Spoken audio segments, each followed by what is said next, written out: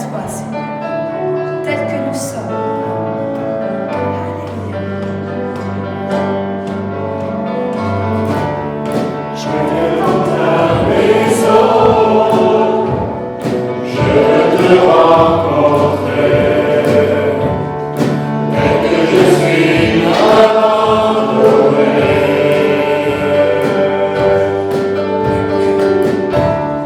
Alors que nous chantons, ton esprit me remplit, mon âme est Alléluia. Je viens dans ta maison, je te rencontrerai, dès que je suis abandonné.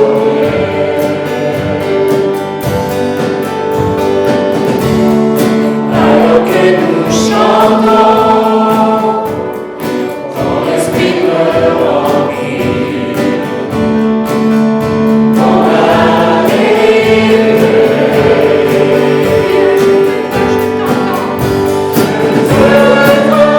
je t'entends, près de moi, tu es là,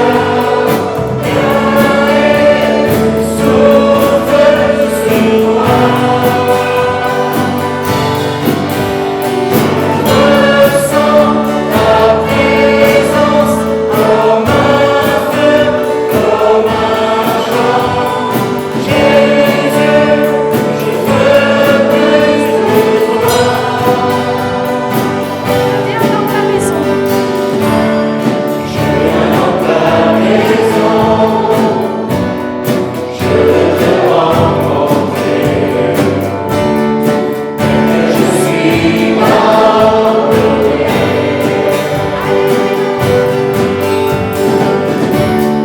Alors que nous chantons, ton esprit me remplit, mon âme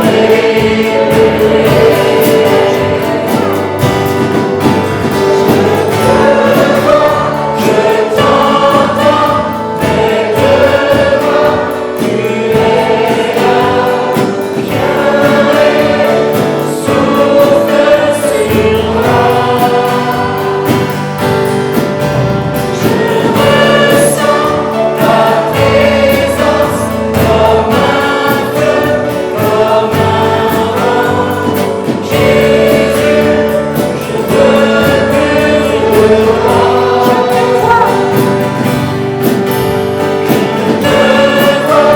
Je t'entends, près de moi, tu es là,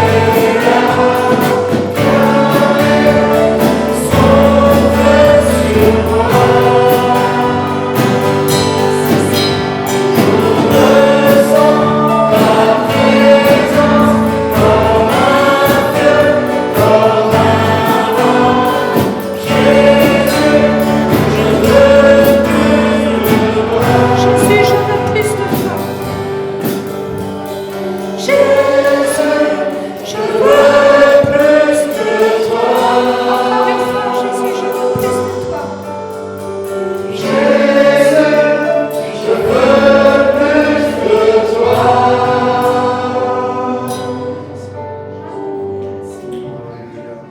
Merci, Seigneur. Reçois l'adoration, Seigneur. Tu es le roi de gloire, notre victoire. Digne es-tu, Emmanuel. Alléluia.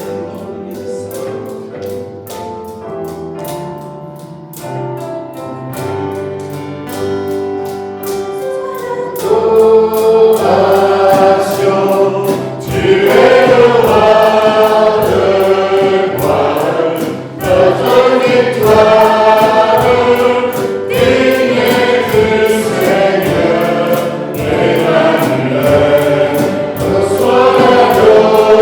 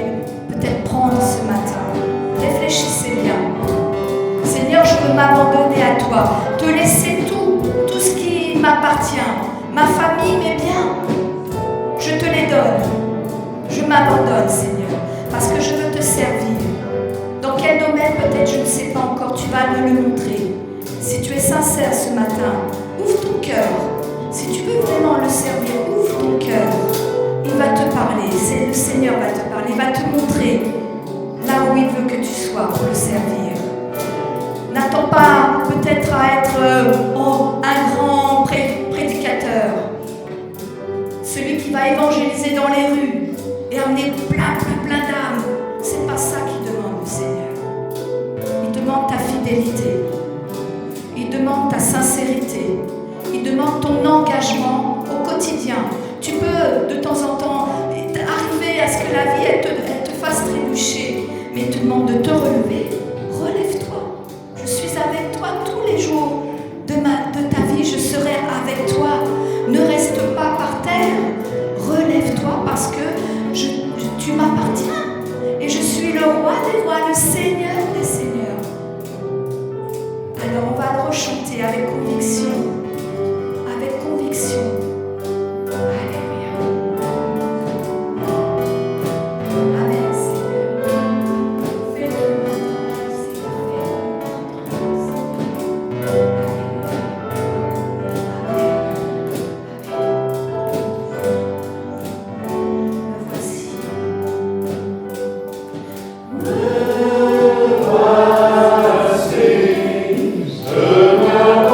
Seigneur,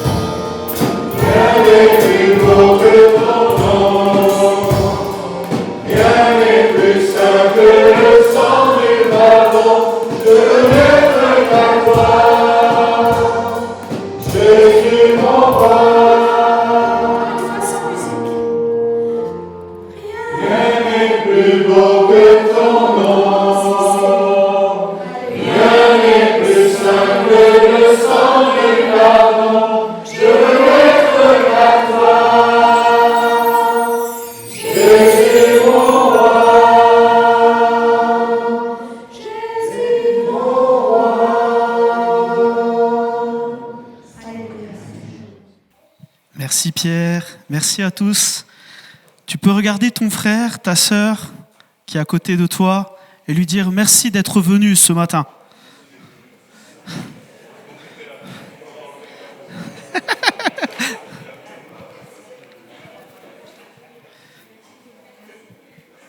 Vous avez peut-être déjà vu dans les WC, il y a une pancarte qui dit « J'ai voté la fermeture de l'église ». Vous avez déjà peut-être pris le temps pour lire cette pancarte. Et je pense qu'elle reflète une certaine réalité. L'église, c'est toi. L'église, c'est moi. L'église, c'est chacun et chacune. Donc merci d'être là. Et merci au Seigneur Jésus-Christ qui est au centre de l'église. Amen. Alléluia. Alors la dernière fois, j'étais venu avec mon cœur, et je viens encore avec mon cœur, avec ma voix, mais je crois aussi avec le Saint-Esprit. Et j'avais partagé justement cette vérité. L'enfant de Dieu est appelé à marcher par l'Esprit. Nous sommes sauvés par l'œuvre de la croix. Sauvés parce que nous avons reçu un jour la conviction de nos péchés. Et cette conviction est venue par quoi ? Pas par nous-mêmes, mais par l'action puissante du Saint-Esprit dans nos vies. Jésus, il a dit, j'enverrai l'Esprit. Il viendra et il convaincra le monde en ce qui concerne quoi ? Le péché, la justice et le jugement. Et un jour, on a été touché dans notre être et on a compris notre état de péché. On a compris combien on était pécheurs, combien nous étions malheureux, combien nous étions séparés d'avec Dieu. Pécheurs égale séparés d'avec Dieu. Mais justifiés par l'œuvre de la croix égale enfants de Dieu. Alléluia. En recevant le Saint-Esprit, nous avons reçu une nouvelle identité, celle d'enfants de Dieu. Et c'est une vérité sur laquelle on doit vraiment être établi. Le Saint-Esprit fait une œuvre en nous. Il l'a fait, il le fait encore, mais il fait une œuvre à travers nous. C'est pour ça que ce matin, en disant à ton frère, merci d'être venu. Merci d'avoir loué le Seigneur. Merci à travers ta prière, à travers ce que tu as exprimé, à travers un sourire. Alors on peut se voir. Il n'y a plus les masques. Certains les gardent et chacun est libre. Mais j'aimerais vous dire, le Saint-Esprit va agir à travers chacune de nos vies. Merci pour les louanges, merci pour les prières. Merci Sylvie pour le temps de louange. Merci les musiciens. Merci l'œuvre de l'AEP. Parce que encore aussi, ça nous engage à prier pour eux. Mais ils nous montrent aussi leur amour, leur démarche. Ils laissent le Saint-Esprit agir à travers eux et alors des hommes, des femmes s'engagent pour partir sur un champ qui est compliqué, où il y a la guerre. Mais le Saint-Esprit est à l'œuvre. Et c'est ce que je disais le mois dernier, le Saint-Esprit est à l'œuvre au milieu de vous, dans son Église, parce qu'il est à l'œuvre en toi. Amen. Alors, faisons confiance et laissons l'œuvre du Saint-Esprit agir en nous. Laissons le Seigneur se glorifier. C'est lui qui se glorifiera. Il nous utilise et nous pouvons que dire gloire à toi, Jésus. Amen. Alléluia. On a vu l'importance d'avoir une bonne compréhension biblique, donc scripturaire, établie sur la parole de qui est le Saint-Esprit. On en a vu, on a fait un survol et peut-être tu n'étais pas là, je t'inviterai à aller revoir le message pour comprendre un peu aussi la démarche de cette méditation. Mais le Saint-Esprit œuvre. Le Saint-Esprit est une personne divine. Il fait partie de la Trinité divine. Il est Dieu autant que le Père, autant que le Fils, et nous sommes appelés à l'honorer tout autant, à rechercher sa gloire, à rechercher sa présence. Mais j'aimerais vous dire, l'œuvre du Saint-Esprit, on l'a vu, c'est de glorifier Jésus-Christ. De glorifier Jésus-Christ. Le premier point qu'on va voir ensemble, c'est marcher par l'Esprit, c'est marcher dans la vérité. Marcher dans la vérité. Mais qu'est-ce que la vérité ? C'est l'Évangile, la vérité. La vérité, c'est Christ. La vérité, c'est le message que nous avons entendu un jour qui nous a touchés. Le Fils de Dieu est venu sur la terre mourir pour des pécheurs. Il est mort, mais il est ressuscité. Il est vivant. Et le Christ revient bientôt. Nous avons une espérance. Ce message-là doit saisir notre cœur. Et si nous marchons par l'Esprit, alors ce message-là saisira notre cœur. Le message de la grâce, le message de l'amour de Dieu, voilà la vérité. Ce message dit que tout homme est pécheur, que chacun, nous sommes tous condamnés. Il est dit qu'il y avait un mur qui nous séparait d'avec Dieu. Nous étions en inimitié d'avec Dieu. Mais Jésus, en mourant sur la croix, a déchiré le voile. Le voile a été déchiré du haut en bas. C'est l'action de Dieu. Le voile ne s'est pas déchiré d'en bas, d'en haut, mais il s'est déchiré d'en haut, d'en bas. C'était dans le désir du Seigneur que ce voile se déchire. Un voile qui montrait que l'homme était pécheur et séparé d'avec la présence glorieuse de Dieu. Mais en Christ, à travers la vérité, alors ce voile est déchiré, ce voile est enlevé. Alléluia. On va voir ce matin que, à travers notre lecture de Galates qu'on a commencé la dernière fois, que ce voile, il peut être cousu. C'est possible. Le diable veut dans nos vies recoudre ce voile à travers des fausses compréhensions, des fausses doctrines, à travers nos propres raisonnements, à travers notre chair, à travers nos mauvais désirs. Il veut recoudre ce voile. À travers d'autres personnes qui veulent peut-être nous faire culpabiliser, nous amener et à nous éloigner de la vérité. Nous le verrons ensemble. Jésus a dit dans l'évangile de Jean au chapitre 16 et au verset 13, il a dit « Quand le Consolateur sera venu, l'Esprit de vérité, il vous conduira dans quoi ? Dans toute la vérité. Car il ne parlera pas de lui-même, mais il dira tout ce qu'il aura entendu et il vous annoncera les choses à venir. » Il ne parlera pas de lui-même, mais qu'est-ce qu'il va apporter, le Saint-Esprit ? Quel enseignement il va apporter ? Dans quoi il va nous conduire ? Dans la vérité. Et la vérité, nous le savons, c'est Christ. C'est son message. Jésus l'a dit, « Je suis le chemin, la vérité et la vie. Nul ne peut être sauvé que par moi. Nul ne peut venir au Père que par moi. Nul ne peut être justifié que par moi. Il n'y a qu'un seul nom par lequel nous pouvons être sauvés. C'est le nom de Jésus. » Amen.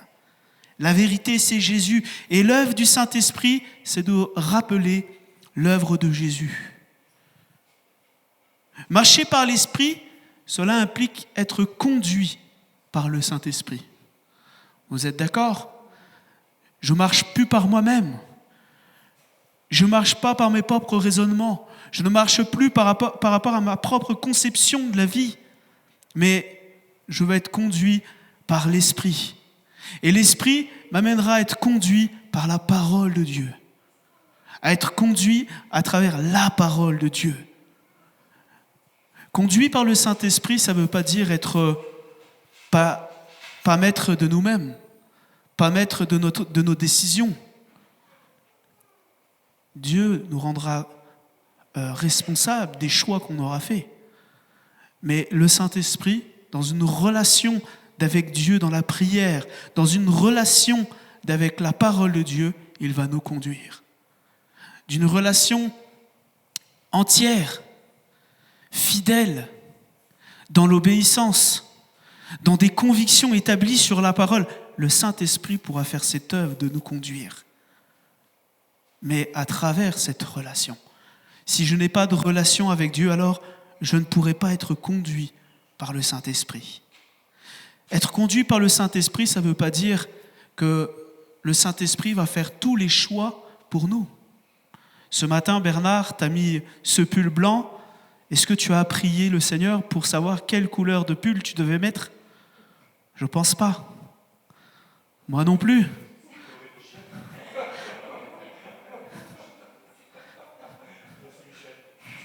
C'est Michel qui a décidé.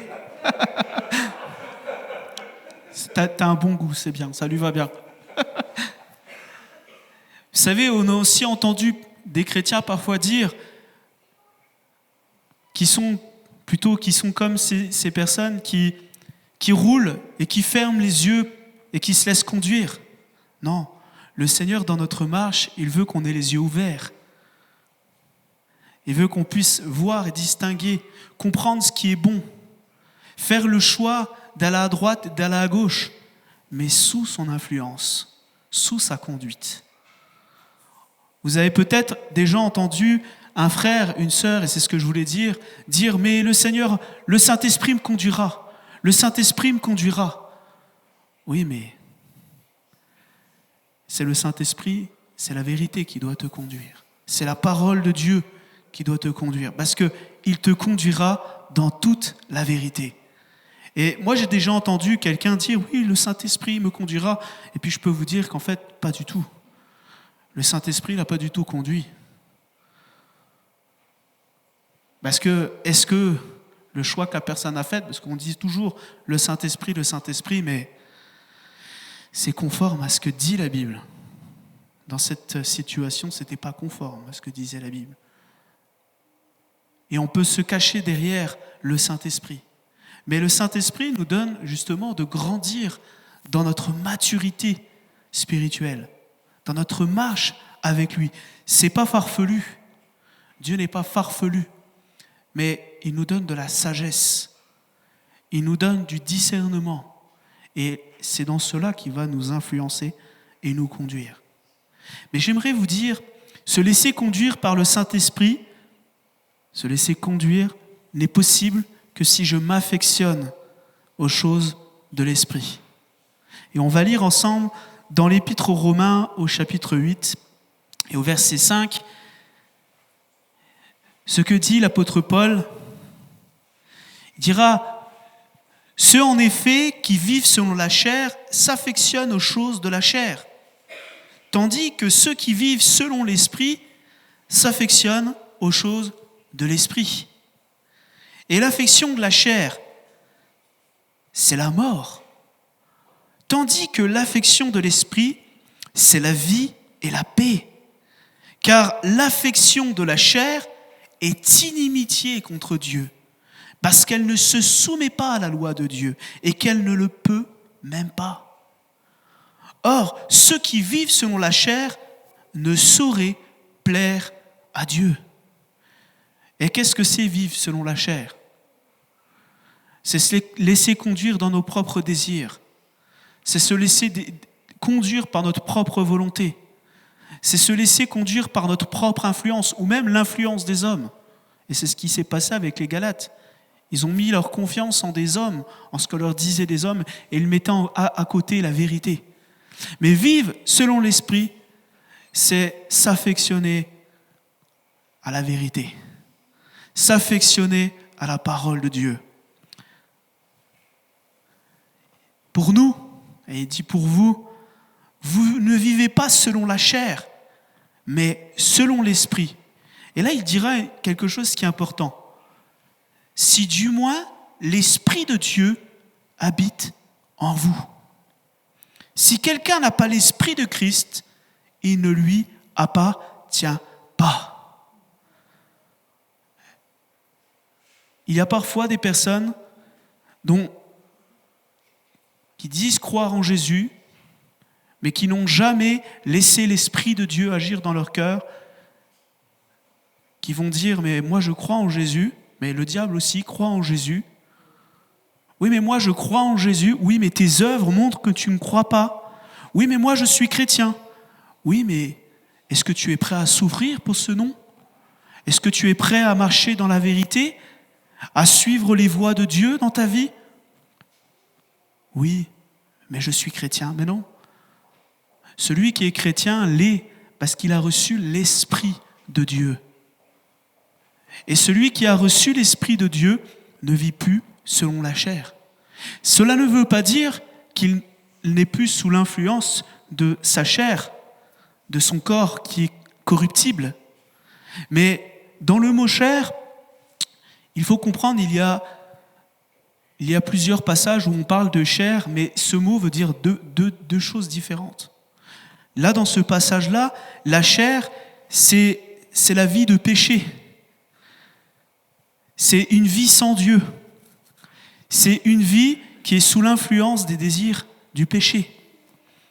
Et dans d'autres passages où l'apôtre Paul, par exemple, il dira « Je ne vis plus dans la chair, mais je vis dans la foi. » Il ne parle pas du péché, il ne parle plus de cette chair qui vient du péché, des désirs mauvais, mais il parle de la chair de son corps.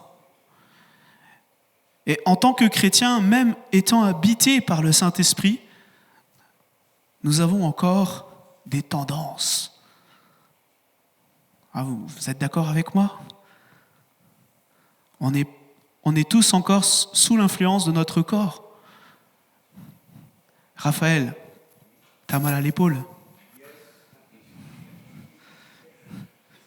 Mais tu sais que Jésus, quand tu seras auprès du Père, t'auras plus mal.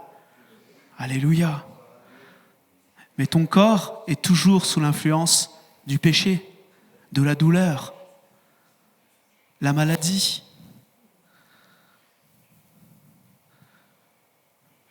Les envies, les excès parfois. On est tous tentés. Notre corps a tous des désirs qui parfois... Et l'apôtre Paul, il a dit, « Qui me délivrera de ce corps de mort ? Qui me délivrera ?» Mais il dira, « Grâce soit rendue à Dieu. » Alléluia.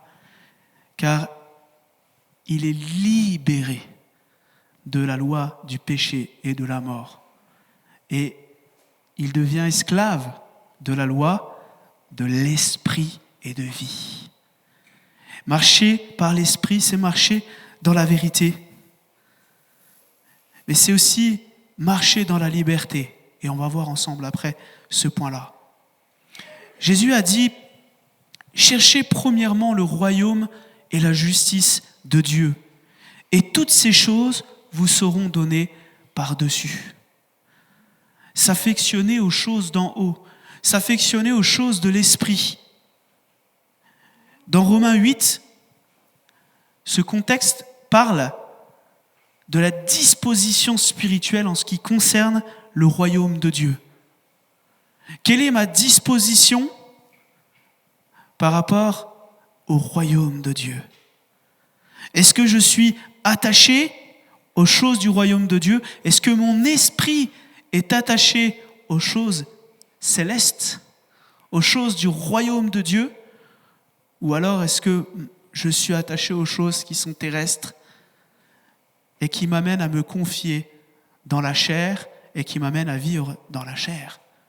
Mais si mes regards, si ma disposition spirituelle, mon attitude est portée vers les choses célestes, alors l'œuvre du Saint-Esprit va pouvoir s'opérer dans ma vie.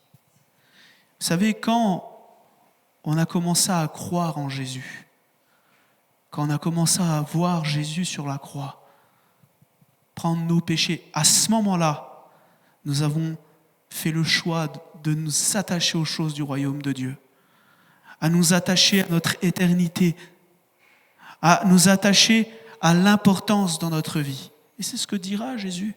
Cherchez d'abord le royaume de Dieu et sa justice. Mais on l'a cherché, mais on est appelé à le chercher chaque jour. C'est pour ça qu'on prend le pain, c'est pour ça qu'on prend le vin. On se rappelle l'œuvre de la croix. C'est pour ça qu'on se rencontre, qu'on a besoin de l'Église pour grandir et évoluer. C'est pour cela qu'on a besoin de la communion fraternelle. Parce que c'est là qu'il y a l'Esprit de Dieu. C'est là où je peux m'affectionner. Je le peux aussi à la maison, mais c'est plus facile, honnêtement. Et je crois que c'est la volonté de Dieu qu'on le fasse ensemble et qu'on s'affectionne ensemble des choses d'en haut. Un pasteur disait un jour, alors qu'il prêchait, « Il y a une sœur qui s'occupe de son rôti. T'inquiète pas, elle ne va pas cramer ton rôti. » Et il dira, « C'est ton âme qui peut cramer. » Bon, c'est un peu cru. C'est un peu cru, hein. C'est un peu cru. Mais comprenez quelque chose. C'est ce que dit l'apôtre Paul. Il le dira. Travaillez à votre salut. Affectionnez-vous aux choses d'en haut. L'heure vient. Affectionnons-nous. C'est ce que dit l'apôtre Paul. Alors bon, le rôti, il sera bon.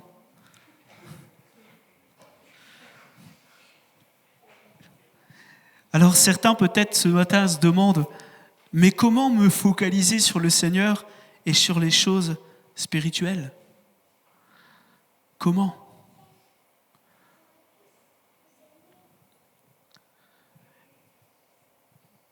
eh bien je crois que c'est déjà l'œuvre de la grâce de Dieu dans notre vie. Par nous-mêmes, on ne peut pas. Mais c'est le vouloir de Dieu dans notre vie. Vous savez, c'est une grâce. Moi, de plus en plus, je me rends compte que si je m'attache à Dieu, bien sûr, il est à ma part. Mais si Dieu ne me faisait pas cette grâce, s'il ne nous donnait pas cette grâce, cette révélation, s'il ne nous encourageait pas, il ne nous fortifiait pas, on ne pourrait pas par nous-mêmes. Mais il y a une grâce que Dieu nous accorde. Peut-être on ne la ressent pas, cette grâce. Mais j'aimerais pas vivre sans. Parce que je sais que si je vis sans, je suis perdu.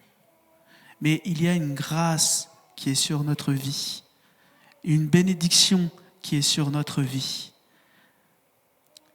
Cette bénédiction, c'est l'œuvre du Saint-Esprit. C'est l'œuvre de la vérité qui vient et qui nous rappelle l'importance que de se confier en Dieu. C'est en fixant notre attention sur la parole de vérité qu'on s'affectionne. En prenant du temps devant la parole de Dieu. Je l'ai dit, ça fait 3-4 mois, à chaque fois que je viens, je tends la Bible comme ça. Mais Dieu veut qu'on puisse méditer jour et nuit cette parole. Jour et nuit. Prendre le temps de se nourrir spirituellement de la parole. Parce que l'œuvre du Saint-Esprit nous amènera à ça. Nous voulons que le Saint-Esprit agisse dans notre vie. Lisons la parole de l'Esprit. L'épée de l'Esprit. La parole de Dieu. Vous savez, c'est le Saint-Esprit qui manifeste la vérité, qui nous révèle la vérité. Jésus, un jour, il va dire à ses disciples, « Si vous ne mangez mon corps, si vous ne buvez mon sang. » Vous savez ce qui va se passer quand il va dire ça ? Un scandale. Un scandale, il va perdre plein de disciples. Il y en a plein qui vont partir. Et vous savez pourquoi ? Parce qu'ils n'avaient pas encore reçu l'Esprit de Dieu. Ils n'avaient pas encore cette grâce sur leur vie, cette bénédiction sur leur vie. Mais il y en a qui ont reçu cette grâce et cette bénédiction. Il dira, dans l'évangile de Jean, au verset 6, et au chapitre 6, au verset 61, il dira, Jésus, sachant en lui-même que ses disciples murmuraient à ce sujet, leur dit, « Cela vous scandalise-t-il ? Et si vous voyez le Fils de l'homme monter où il était auparavant, c'est l'Esprit qui vivifie. La chair ne sert de rien. Les paroles que je vous ai dites sont esprit et vie. » Et voyez-vous, ces hommes, quand ils ont entendu ce que Jésus va dire, mais il veut qu'on soit cannibale. C'est interdit, la loi interdit. Mais à ce moment-là, les disciples n'avaient pas compris. Mais il y en a qui ont compris. Il va se tourner au verset 67 vers les 12 et il leur dira, « Et vous, ne voulez-vous pas aussi vous en aller ?» Simon-Pierre lui répondit, « Seigneur, à qui irions-nous ? Tu as les paroles de la vie éternelle. Et nous avons cru et nous avons connu que tu es le Christ, le Saint de Dieu. » Et qu'est-ce que Jésus va lui dire ? Il va lui dire, « Tu es heureux. Ce ne sont pas les hommes qui t'ont fait connaître ces paroles, mais c'est mon Père, la grâce de Dieu, la bénédiction, la révélation qu'ils avaient. » Alors j'aimerais vous dire à ce moment-là, il y avait une grâce sur les apôtres, il y avait une grâce sur Jérusalem. Des hommes, des femmes se tournaient, mais à ce moment-là, cette parole était trop dure. Mais il y en a 12 Dieu connaît les cœurs. En tout cas, Pierre, lui, va confesser cette parole. Peut-être pas les 12 y croyaient, mais Pierre, il va dire, tu as les paroles de la vie éternelle. Tu as les paroles qui peuvent toucher ma vie, qui peuvent transformer ma vie. Même si ça peut paraître un scandale. Et il leur dira, on a vu au verset 61-62, la chair ne sert de rien. Ils étaient influencés par leur mentalité, par leur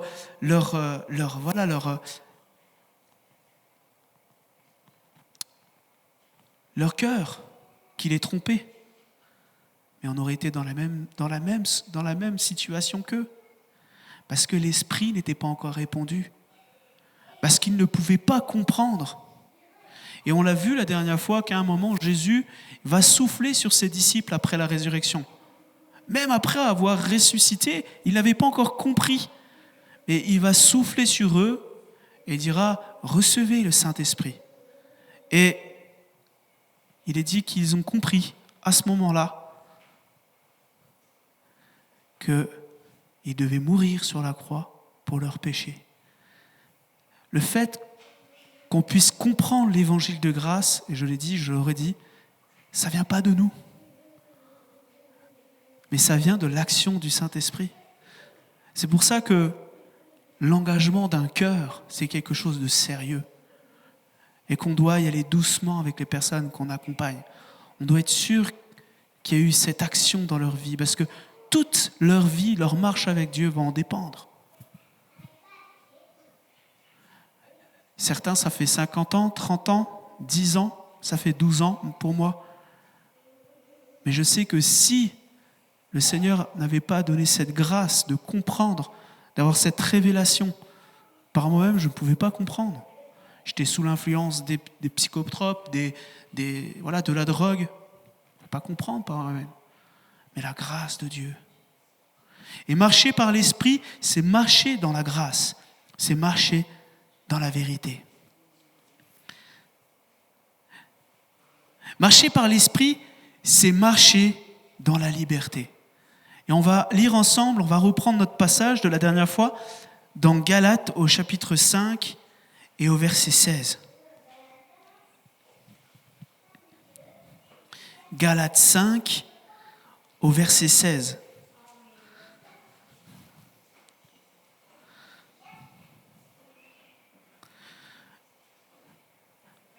Je dis donc, marchez selon l'Esprit ou marchez par l'Esprit, tout dépend des versions. C'est la même chose. Et vous n'accomplirez pas les désirs de la chair. Car la chair a des désirs contraires à ceux de l'Esprit, et l'Esprit en a de contraires à ceux de la chair. Ils sont opposés entre eux, afin que vous ne fassiez point ce que vous voudriez. Si vous êtes conduits par l'Esprit, vous n'êtes point sous la loi. Or, les œuvres de la chair sont manifestes. Ce sont l'impudicité, l'impureté, la dissolution, l'idolâtrie, la magie, les inimitiés, les querelles, les jalousies, les animosités, les disputes, les divisions, les sectes, l'envie, l'ivrognerie, les acceptables et les choses semblables. Et je fais une petite parenthèse. Il dit « Marchez selon l'Esprit et vous n'accomplirez pas ». Ça veut dire que même étant converti, ayant reçu la nouvelle naissance, étant une nouvelle créature, on peut accomplir les désirs de la chair. C'est possible. Mais il dira, la clé, marcher selon l'Esprit. Marcher selon l'Esprit. Je l'ai déjà dit, que ceux qui commettent de telles choses n'hériteront point le royaume de Dieu. Une vérité, c'est que si nous vivons comme cela en tant que chrétiens, nous n'hériterons pas le royaume de Dieu. Nous ne pourrons pas vivre le royaume de Dieu dans notre vie. Mais le fruit de l'Esprit, un bon fruit, le fruit de l'Esprit, quand nous sommes conduits par le Saint-Esprit, quand l'influence du Saint-Esprit agit en nous, c'est l'amour, Et ça se voit quelqu'un qui a de l'amour. La joie, ça se voit quelqu'un qui est joyeux. En fait, tout ce qu'on va voir, ça va se voir. Tous les fruits se voient, ils transparaissent. C'est l'amour, la joie, la paix, la patience, la bonté, la bénignité, la fidélité, la douceur, la tempérance. La loi n'est pas contre ces choses. Ceux qui sont à Jésus-Christ ont crucifié la chair avec ses passions et ses désirs. Si nous vivons par l'Esprit, marchons aussi selon l'Esprit. Alors on va s'arrêter sur ce passage qui dit « La loi n'est pas contre ces choses ». Si l'apôtre Paul il a écrit ce passage, c'est pour défendre l'Évangile. Il y avait des hommes qui sont venus dans l'église de Galate et qui commençaient à dire « Il faut vous faire circoncire, il faut revenir à la loi ». En fait, il faut revenir à la chair. La chair a pour appui la confiance en nous-mêmes, la confiance dans des hommes. La loi nous amène à mettre notre confiance en nous-mêmes et à gagner notre salut. Mais l'œuvre du Saint-Esprit, c'est de nous libérer de cette loi-là, de nous libérer et d'insérer en nous la vérité. Et il est dit, si nous vivons par l'Esprit, marchons aussi par l'Esprit. Donc c'est ce que je disais la dernière fois, si nous avons reçu le Saint-Esprit, par lequel nous avons été sauvés, nous sommes aussi appelés selon l'Esprit. Et l'apôtre Paul, il vient dans un combat à ce moment-là. Il vient combattre la chair par la parole de Dieu. Parce qu'il y avait des raisonnements dans la tête des chrétiens qui pensaient qu'ils pouvaient gagner leur salut, qui pensaient qu'il fallait revenir. Et il leur dira même, vous couriez bien. Qui vous a arrêté pour vous empêcher d'obéir à la vérité? C'est ce qu'il leur dira au chapitre 5, au verset 7 et 10. Il est dit, cette influence ne vient pas de celui qui vous appelle.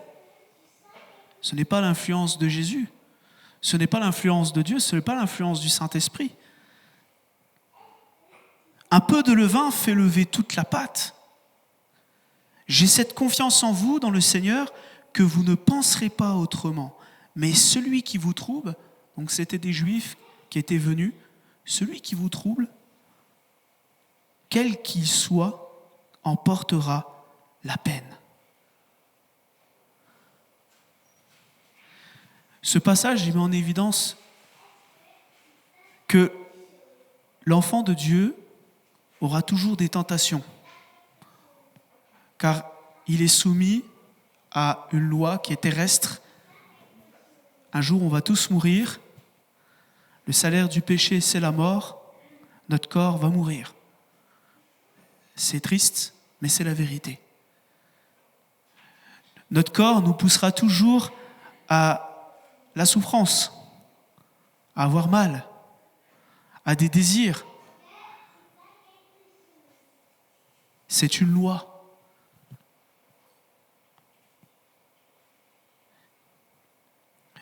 Mais dans ce combat, parce que c'est un combat, le Saint-Esprit nous rend vainqueurs.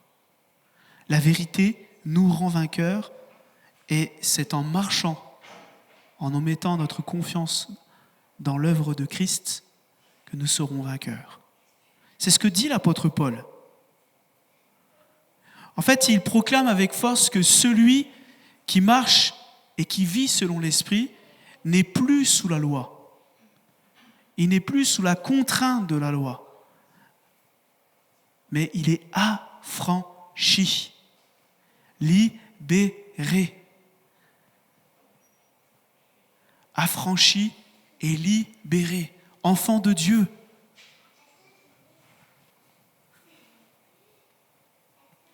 C'est par le Saint-Esprit, ce qu'il va dire aussi, par la vérité, que celui qui croit en lui, celui qui croit en Jésus, peut vivre une vie conforme à la volonté de Dieu. Et que ce n'est pas par lui-même, par ses propres forces.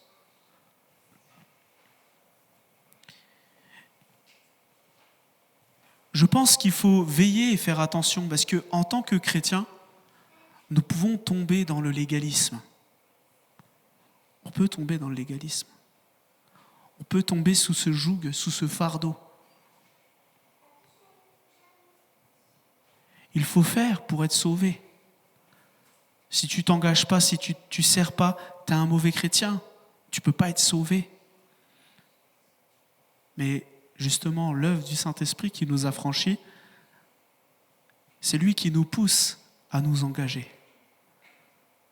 Et de même, nous nous laissons toucher par la vérité, toucher par l'influence du Saint-Esprit dans notre vie, pour faire la volonté de Dieu avec liberté de cœur. Parce que marcher par l'Esprit, c'est marcher dans la liberté. Amen. Dans Galates, au chapitre 5 et au verset 1er, on peut lire ensemble: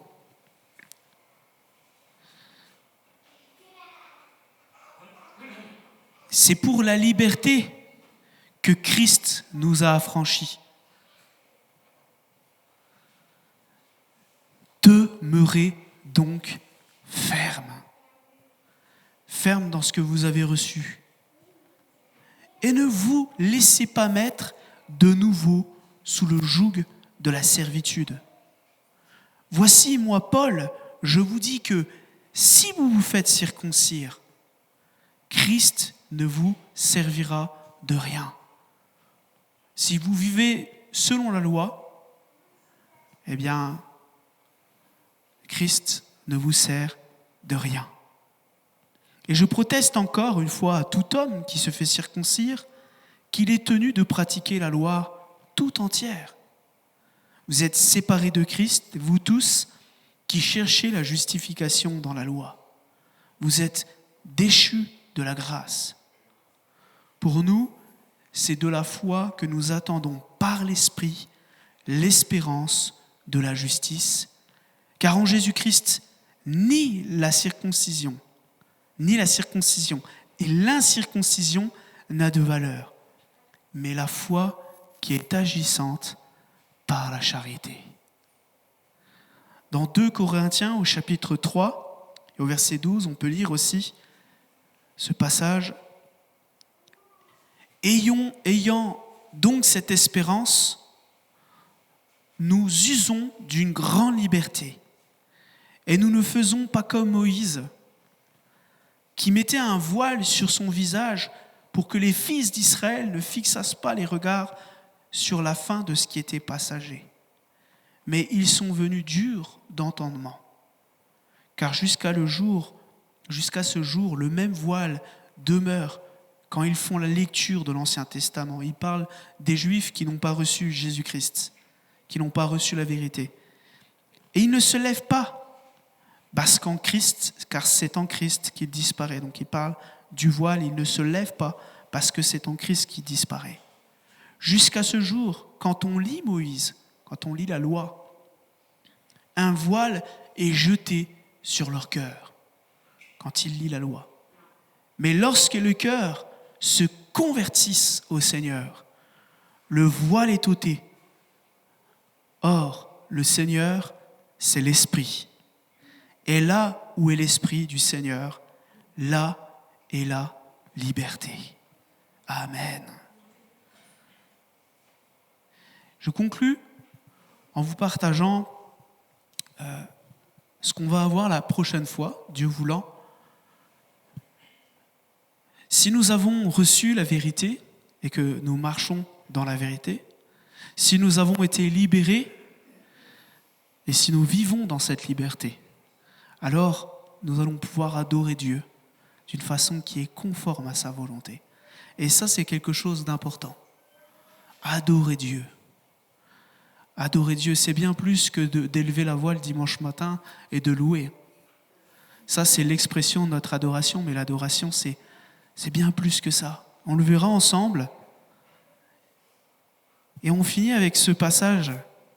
C'est ce que Jésus dira à cette Samaritaine, qui dira, vous les Juifs, vous dites qu'il faut adorer Dieu à Jérusalem. Nous adorons Dieu sur cette montagne. Et Jésus dira, voici, il va venir un temps où les vrais adorateurs, ils adoreront en esprit et en vérité.